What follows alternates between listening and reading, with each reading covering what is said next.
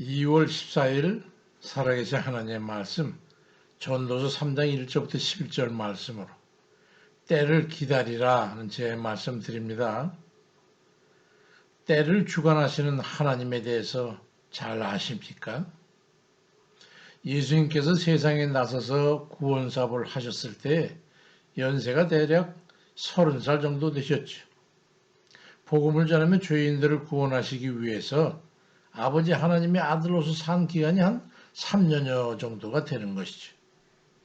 그러니까 공적 생애는 33년의 세월 동안 3년밖에 안 되는 거예요. 그 이전에는 요셉의 아들로서 살면서 부친을 여의고 어머니 마리아를 위해서 해서 6동생을 돌보며 지냈던 것이죠. 그건 중에 마가복음 1장 15절에 보면 가라사대 때가 찼고 하나님 나라 갖고 왔으니 회개하고 복음을 믿으라고 그리 말씀하시면서 전적으로 공적 생애를 시작하면서 뛰어들었던 것이죠. 우리 주님뿐만이 아니에요. 모든 인생의 때는 하나님이 주관하시는 겁니다. 그 히브리 4장 16절에 그러므로 우리는 긍휼하심을 받고 때를 따라 돕는 은혜를 얻기 위해서 은혜의 보좌 앞에 담대히 나아갈 것이니라 말씀합니다. 이 하나님의 때를 따라 사는 은혜를 바로 알고 인생을 살아야 합니다. 하나님께서 때를 주관하시는 것을 모든 게 섭리 안에 있다는 그런 말씀이에요. 시편 145편 14절 이하에 모든 사람이 눈이 주를 앙망하오니 주는 때를 따라 그들에게 먹을 것을 주시며 손을 펴서 모든 생물의 소원을 만족하게 하시나이다 말씀합니다. 하나님께서 아무 때나 하시는 거 아니에요. 하나님께서 원하시는 때를 선택해서 택함 받은 자녀들에게 역사하신다고 하는 것을 알 수 있습니다. 그러니 하나님께서 때를 따라 돕는 은혜를 우리에게도 적게 베풀어 주십사 기도로 하나님 때에 따라 늦지 않게 해주세요. 끊임없이 기도하면서 주의 섭리를 따라 의지하며 살아가면 되는 거예요. 그게 우리의 할 일이에요. 주께서는 모든 게 다 때가 있다고 말씀하시지 않습니까? 전도 3장 1절 8절에 범사에 기한이 있고 천하만사가 다 때가 있나니 날 때가 있고 죽을 때가 있고 심을 때가 있고 심은 걸 뽑을 때가 있고 죽일 때가 있고 치료할 때가 있고 헐 때가 있고 세울 때가 있고 울 때가 있고 웃을 때가 있고 슬퍼할 때가 있고 춤출 때가 있고 돌을 던져버릴 때가 있고 거둘 때가 있고 안을 때가 있으면 않는 일을 멀리할 때가 있고 찾을 때가 있으면 잃을 때도 있고 지킬 때가 있고 버틸 때가 있으며 찢을 때가 있고 꿰맬 때가 있으며 잠잠할 때가 있고 말할 때가 있으며 사랑할 때가 있고 미워할 때가 있으며 전쟁할 때가 있고 평화할 때가 있느니라 말씀합니다. 때가 있어요. 다 때가 있다고 말씀하시고 몇 가지만 여시해도 충분한 터인데도 불구하고 여러 가지 내용들을 구체화해서 이런 때가 있고 이런 때가 저런 때가 그렇게 각가지 때가 있다고 말씀하시는 것은 어느 것이라도 하나님의 섭리를 벗어날 수 없다고 하는 것을 말씀하시기 위해서입니다. 하나님의 때를 예시한 그 범주를 벗어나지 않는다고 하는 것을 말씀하고 있는 거예요. 그러니 그 때를 가려서 행하라고 우리에게 말씀하십니다.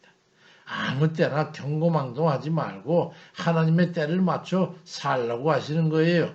기다리라는 말씀이죠.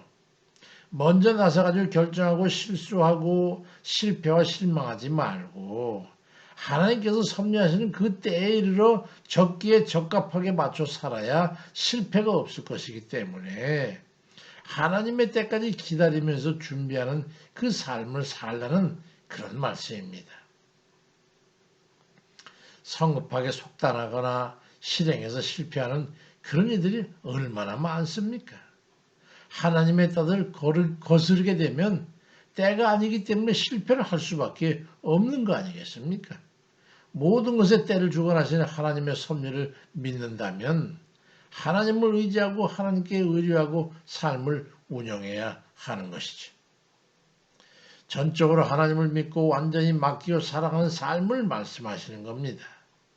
예레미야 17장 7절에 물은 여호와를 의지하며 여호와를 의뢰하는 그 사람은 복을 받을 것이라 말씀하는 거예요.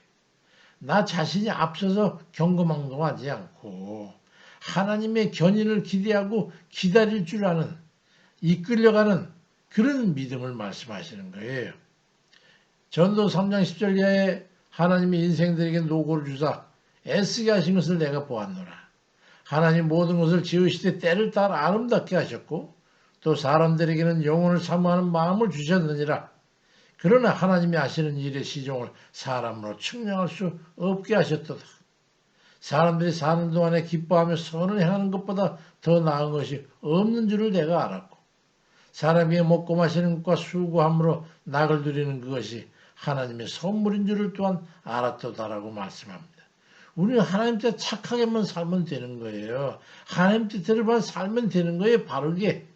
하나님께 믿음을 가지고 주를 의지하며 완전히 주께 맡기고 주께서 때를 따라 돕는 은혜로 인생을 유연성 있게 그렇게 살아가는 그런 유연성을 말씀하는 거죠.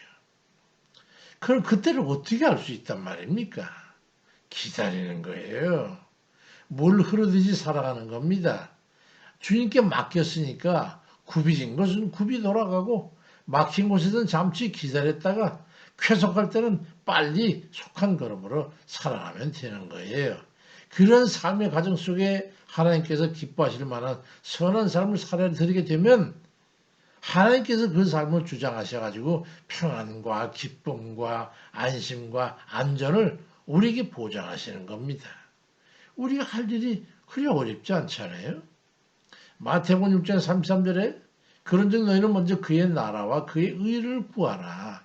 그러면 이 모든 것을 너희에게 더하시리라고 말씀합니다. 우리가 정작 인생에서 해야 할 역할이 무엇인가 하는 것을 생각해야 합니다. 내가 누군가의 본이 되는 그 삶을 나 똑같이 살아야겠다고 살고 싶다 해서 살 수 있습니까? 나는 나 나름대로 인생이 있는 거예요. 하나님이 섭리한 내 삶이 있는 거예요. 그 삶을 이끄시는 대로 그 때를 따라 돕는 은혜를 따라 살아가는 거예요. 주의 이끄심에 순종해서 따르는 게 그게 우리의 역할인 것을 깨달아야 합니다.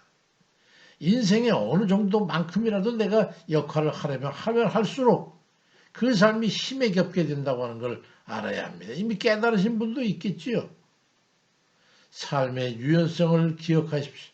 선뜻 되는 쉬운 일은 아니라는 물론 그런 생각도 들기도 하지만 하나님의 뜻을 따라 성급하게 앞서지 말고 자신의 탐욕을 따르지도 말고 또한 자신을 과신하지도 말고 아쉬운 마음에 이끌려 낚시대 던지듯 에라 모르게 던져버리는 그런 듯한 선행의 후회를 하지 않도록 하라는 그런 말씀입니다.